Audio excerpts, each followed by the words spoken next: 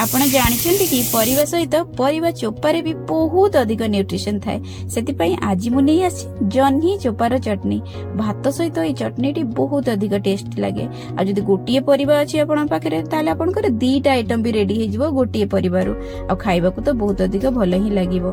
नमस्कार मु ज्योति स्वागत करछि आपण समस्त को ज्योतिष खाना पीना रे। एठी नउछि अध किलो जह्नी जहारो जो धारुआ अंशटा थाए टाण लागे अधिक ताकू मु काढी नेछि प्रथमे आ ताकू भल भाबरे धोई देछि तापरे आरो चोपाटा छडौछि। ए चोपा छडेला बेले आपण टिके टिके जह्नीर मांस को भी छडेई परिबे ता सहित टिके टिके जह्नी भी तादरे लागि कि रहिले चटनी जो आउ टिके नरम लागिवो भल लागिवो अधिक खदड़िया लागिवनी। तो मु एठी चोपाटा पूरा छडेई कि नेछि गोटे थर ए रेसिपी को आपण जेमिति हेले ट्राई करिवे।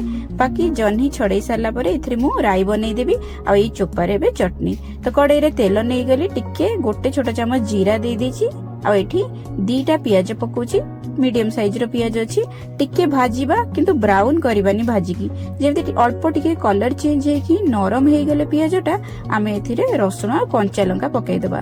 लंका आपण जति की खाइबे रागो सेही हिसाब रे आपण पकै परिबे।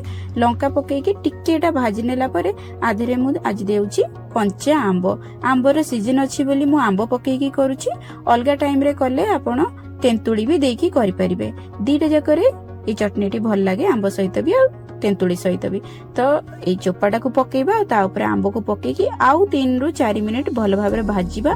बेसी समय भाजीबा दरकार नहीं कारण चोपा पतला पतला अछि जल्दी कुक हे जिवो 5 मिनिट भितरे। तो टिके एटा भाजी हे गला परे आकू काढ़ी की रखिबा। एडी अल्प टिके टिके कलर देखंतु चेंज हे गेलानी एटा ऑलमोस्ट रेडी हे गेलानी।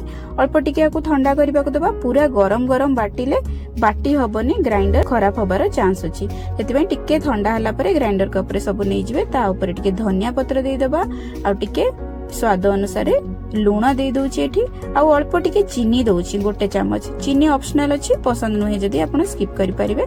अल्प पानी देकी आपको भल भाबरे गोटे पेस्ट भलिया बाटी नबा। बहुत जल्दी एटा रेडी हे जिवो किंतु खाइबा को बहुत अधिक टेस्टी लागिवो। स्पेशली भात सहित तो ये बहुत बढ़िया लगे। गरम भात पखाल भात दीटा जकर आपण आको खाइ परिबे। आशा करछि छोटो आ सिंपल रेसिपी टी आपण को भल लागिथिवो। चटनी रे टेस्ट को आउ टिके बढ़िया पे इथरे हमें गोटे छोटो तड़काटे लगेई दबा।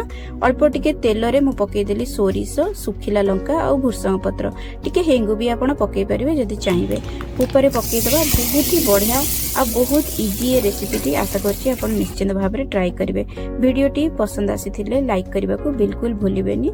आगु को देखाबो आउरी गोटे बढ़िया वीडियो सहित सेते पर्यंत रहिली। नमस्कार।